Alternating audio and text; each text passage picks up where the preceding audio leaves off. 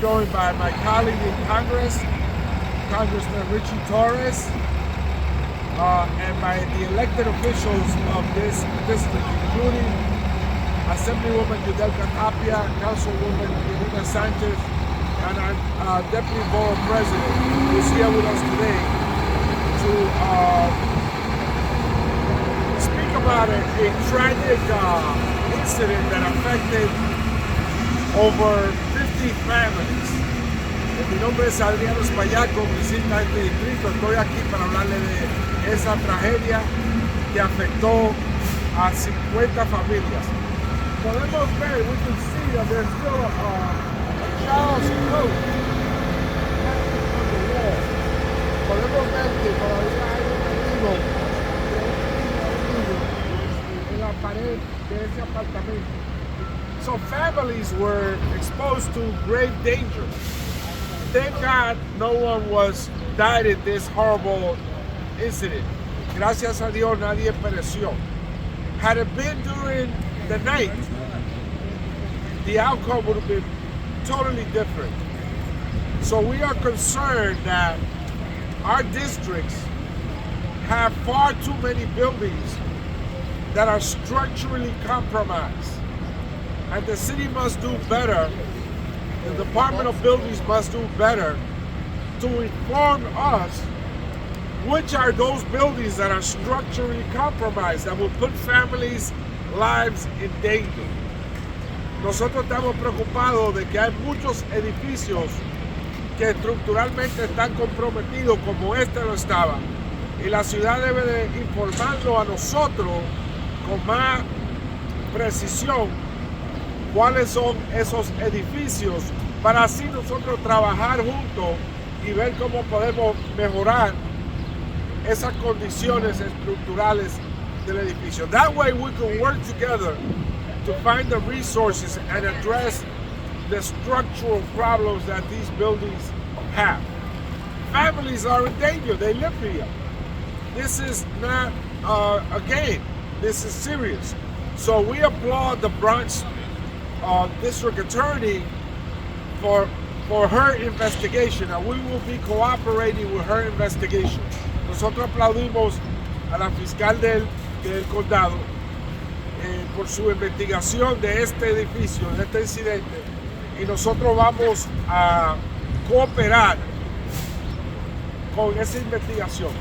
Tanto el congresista Torres como yo también vamos a ver cómo a través de HUD, que es la Agencia de Vivienda Federal, porque hay apartamentos con sección 8, cómo podemos buscar ayuda para estas familias y este edificio. Yo creo que es importante que eso suceda.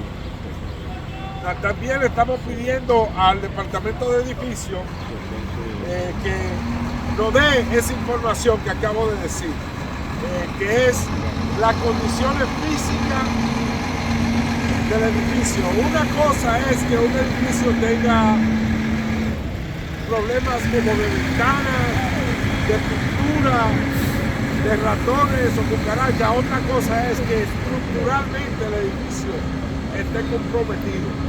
Eso pone en peligro la vida de la familia. One thing is for a building to have not so serious violations like rodents, or maybe a window problem or a paint problem. But when the building is structurally compromised, that puts people's lives in danger. So we were in Washington when this occurred, but we were on the phone with all of our elected officials, and we're here to support them. And with that, I give you my colleague in government, Congressman Torres.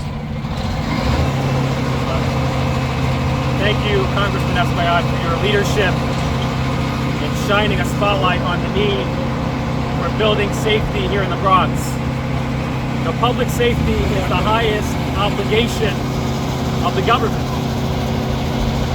We have an obligation to keep people safe, and at the core of public safety is access to safe, decent, affordable housing. Every American, every New Yorker, every Bronxite should have the peace of mind that comes with living in a building whose structure is sound and stable. A building collapse in the Bronx is not just a city issue. It is not just a state issue.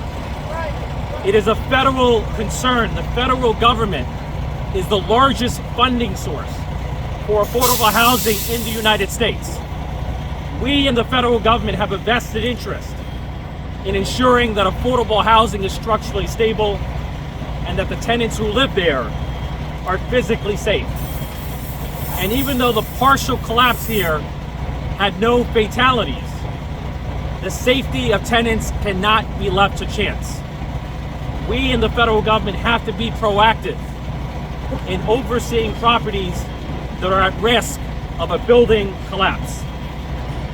Now, we in New York City face not only a housing affordability crisis, but also a housing quality crisis.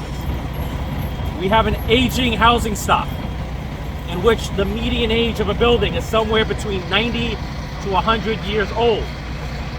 This building dates back to 1927, making it 96 years old. And so a pre-war building that has been plagued by decades of disinvestment and neglect is at heightened risk of a building collapse. And even though a building collapse is a rare occurrence, one collapse is one too many. Right? More than 50 families were displaced from their homes. And so the structural stability of pre-war buildings has to be carefully monitored, not only by the city and the state, but also by the federal government.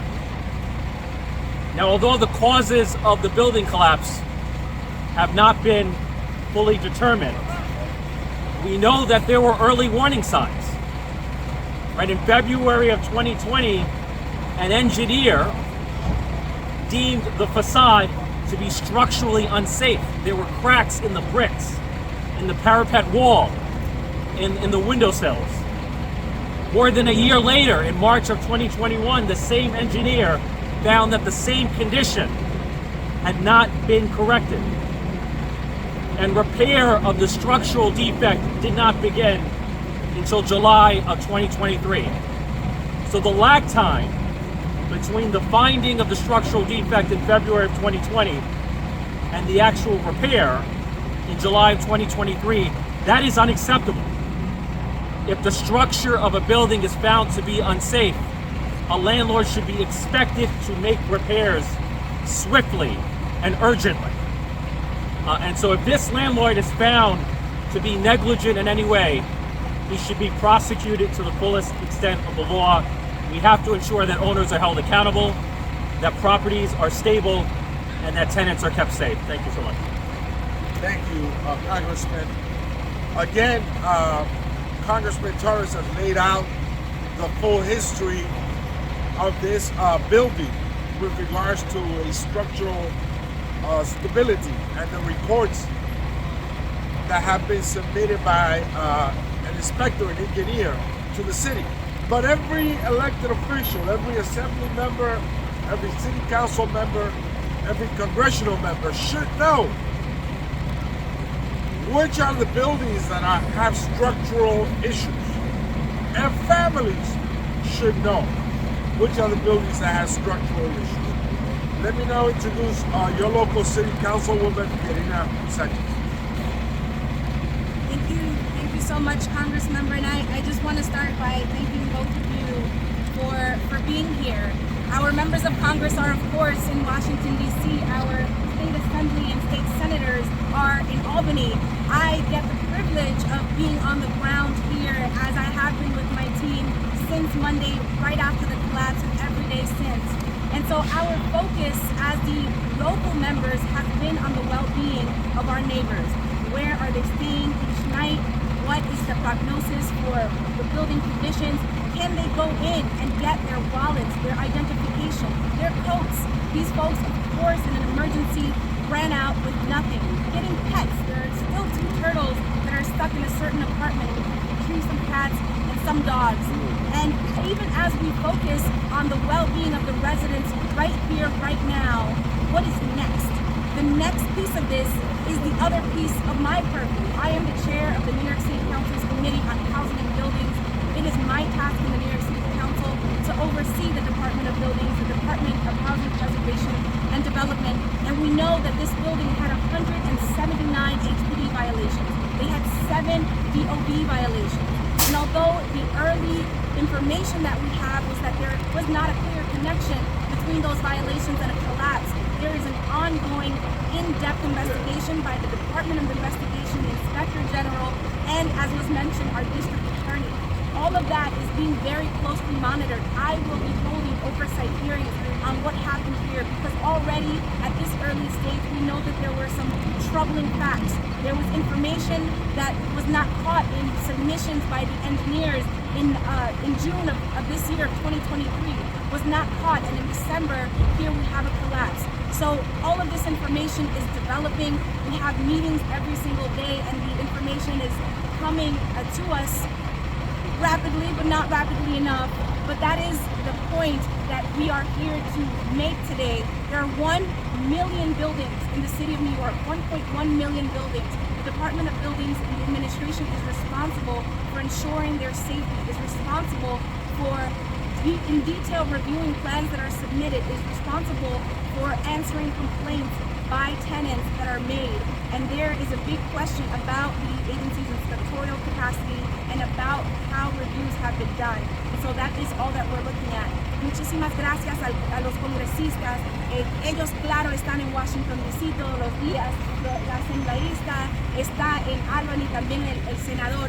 Pero yo tengo con la presidenta del condado, tenemos el privilegio de estar aquí todos los días porque trabajamos en el ayuntamiento y desde el lunes estamos aquí trabajando con los inquilinos, respondiéndole a las situaciones emergentes, dónde van a dormir, cuándo van a poder buscar sus coats y su suera y todas sus cosas que dejaron adentro. Pero a largo plazo se trata de mirar a todas las informaciones que quizás no se dieron a tiempo y causaron este colapso. Entonces ese es un trabajo que ocurre al nivel federal, estatal y también en la ciudad. Yo como presidenta del Comité de Viviendas y Edificios en el Consejo Municipal voy a tener audiencias, vamos a interrogar qué fue lo que pasó, porque ya sabemos que hay algunas cosas que no vio el departamento en junio, en marzo de este año, que quizás pudo ser información importante para nosotros prevenir un accidente como este. Así que muchas gracias a los congresistas. Y queremos también investigar si este trabajo que se está haciendo aquí por un tiempo ya tuvo algo que ver con el colapso del edificio. No sabemos si ese trabajo que es extenso pudo impactar a lo mejor en el colapso del edificio. We want to see if that work that's being done right now has been done for some time now, whether in fact by the city of New York, whether in fact may have had an impact or may have been a factor in the collapse of the building. Y con eso le presento a la asambleísta Yudel Catar. Thank you, Congressman, both of you, Congressman Torres, too, and Adriano Espaillat, and my colleague who has been working like a horse, Pierina Sanchez, that because I mean what happened here was a tragedy.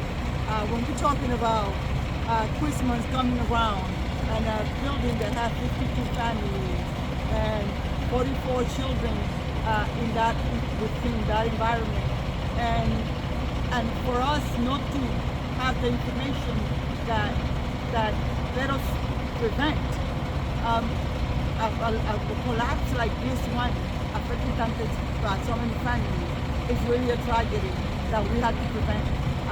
The initiative from my council member is exactly what we have to do. The federal government also has responsibility, and thank you for our congressmen that are taking that responsibility back to the federal government. And at the state level also we had that. As soon as we found out what was happening, we were here also trying to see how we were going to deal with all these families, with the cold that we had in the winter, and those families suffering. Thank God that we didn't have any casualties, because I mean everybody was working, because this is a building of working families, and children were in school, and that's the reason why we didn't have any casualties. Thank God for that. Because I mean, now what we're making sure is that when they come back to this building, if they will be able to come back to this building, or whatever other building, they're going to have the safety that they need for them and their family.